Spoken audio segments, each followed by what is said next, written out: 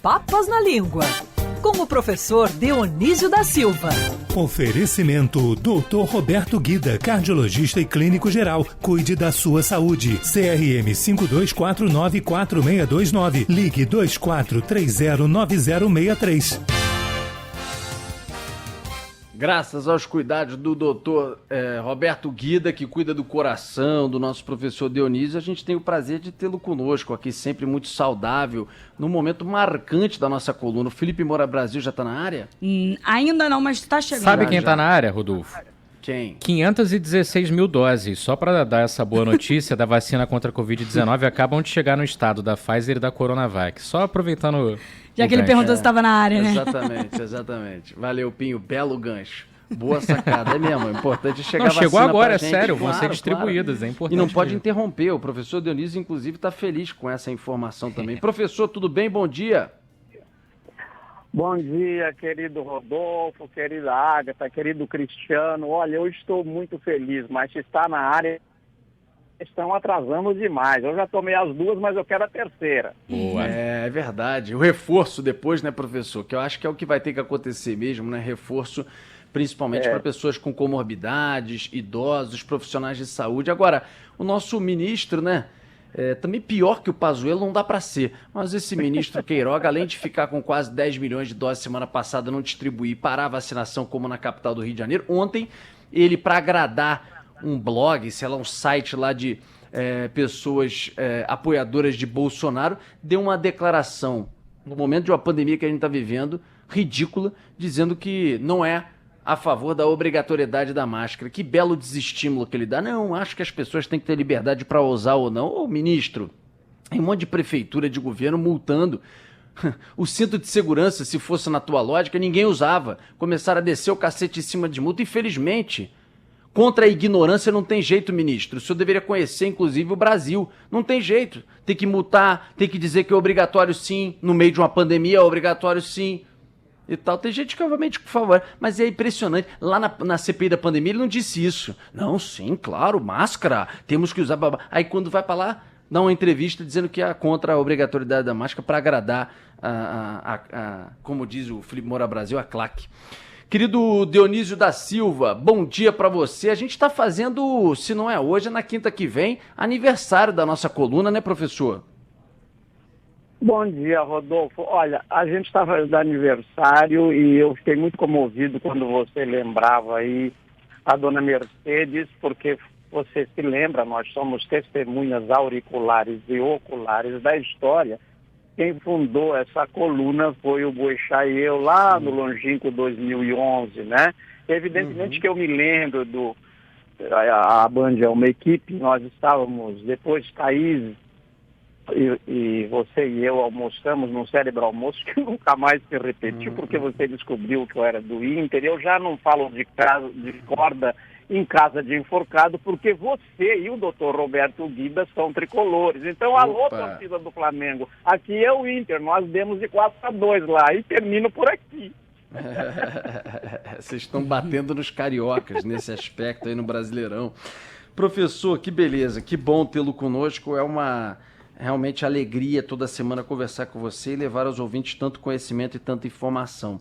A gente, inclusive, vai armar com o professor aí fora do ar, com a Agatha Meirelles, porque o professor vai sortear para os ouvintes livros que foram editados e, obviamente, produzidos pelo professor Dionísio da Silva, com origem de palavras, de expressões, e a gente vai sortear em breve para os nossos ouvintes. A gente vai armar isso direitinho para ser uma coisa bem legal. Professor Dionísio, temos uma pauta saborosa na coluna de hoje. Por exemplo, expressões que vieram agora para o popular, voltaram à baila. Empichar, que veio de impeachment, professor, já existe ou popularizou e ficou? Ficou porque nós já derrubamos 2 presidentes da República, não é? O Fernando Collor de Mello e a Dilma Rousseff, quer dizer, nós, não nossos representantes, que por piores que sejam, nos representam. Eu sou um defensor intransigente dos parlamentos. É preferível ter um parlamento nenhum. E essa palavra se tornou, ou pelo fechado, essa palavra se tornou referencial no Brasil nas últimas décadas, eu aproveito, Rodolfo, com aquela costumeira liberdade, amizade assim que nós temos aqui, para dizer o seguinte, né? Eu sou um homem inteiramente dedicado às letras, eu tolerei, porque a gente tem que respeitar os mandatos do presidente Lula, 2, e da Dilma, quase 2, apedeutas notórios, uma delas falsificou o diploma de curso de mestrado e doutorado, que foi o caso da Dilma Rousseff, e eu procuro ser imparcial, como nós procuramos, como eu estava te ouvindo há pouco. A gente critica com base em fatos e jornalista, pessoas da mídia, quando vem palavras como essa, é inevitável você dar exemplos. Então, acabei de dar o exemplo de 2 presidentes empichados, não é? E esse empichar, que está sendo dito também impeachment, porque eu já li, eu ouvi muito impeachment, eles vieram do inglês impeachment, que é uma palavra que não tem nada a ver com aquilo que estão dizendo, ou tem pouco a ver com aquilo que dizem os jejunos em etimologia, porque, na verdade, não vem nem do inglês.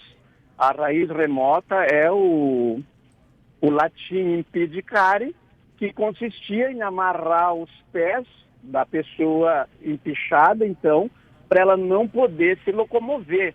E, por comparação, veio para a política para impedir que o governante continue conversando.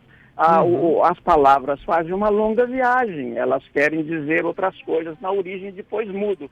Veja, para encerrar essa minha primeira intervenção, ontem eu dava uma entrevista para o jornalista e lembrava, pandemia está lá no Aristóteles e no Platão, e quer dizer público, pan, todo, demos povo, pandemia, todo o povo. Hoje, se você falar em pandemia, só se entende enfermidade, peste, doença, não é mesmo? É verdade. Agora, também a propósito um pouco dessa palavra que você falou em pichar, tem uma outra palavra que também tem sido muito utilizada nessa mesma linha, que é empitimar, ou empetimar, sei lá. É com E depois do P ou com I? É impetimar que estão usando, Rodolfo. Impetimar.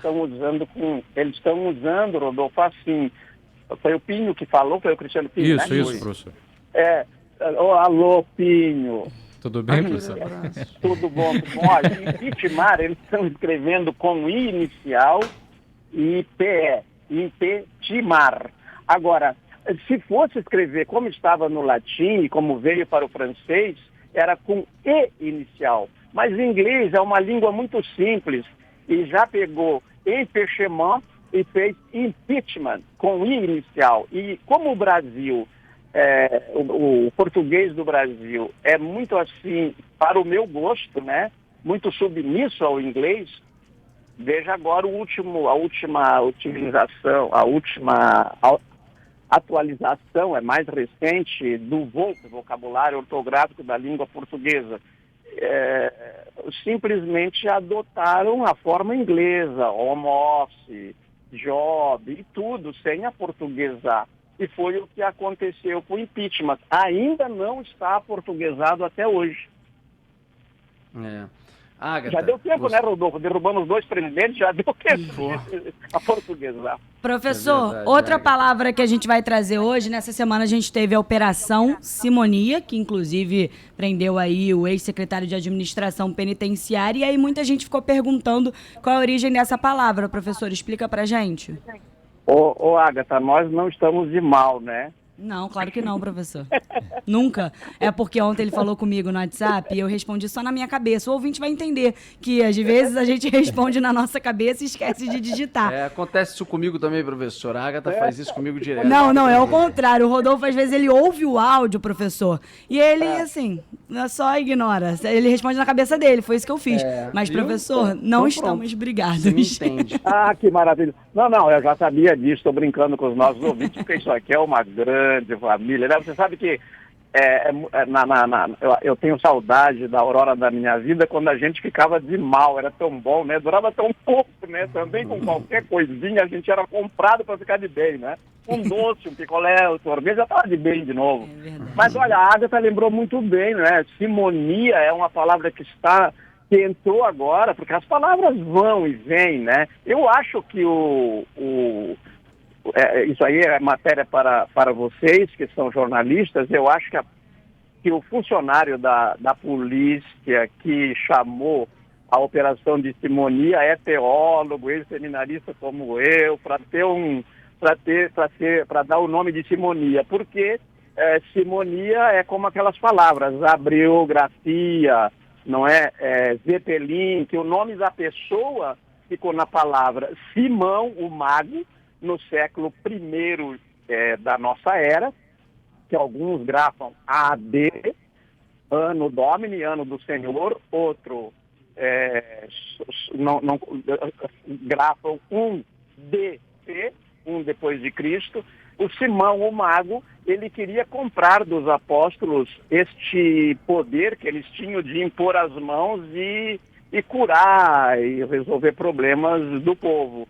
E São Pedro investiu duramente contra ele, os outros também, e simonia passou no latim eclesiástico, uma palavra feita a partir do nome dele, Simão, simonia, passou a designar a venda de coisas religiosas, de bênçãos, e na verdade passou a defender o monopólio, porque a igreja também vendeu indulgências, tem que fazer essas ressalvas. Mas de todo modo, simonia designa a compra ou venda ilícita de coisas públicas, e eles estavam vendendo coisas do Estado, direitos do Estado, poderes do Estado, é o judiciário que solta ou prende as pessoas, errado ou certo, eles têm esse poder, não é? Então, simonia é isso. E também não é uma palavra medieval, porque está na moda caluniar a Idade Média, viu, Rodolfo? Qualquer coisa é a Idade Média. Isso aí é século I, bem antes da Idade Média.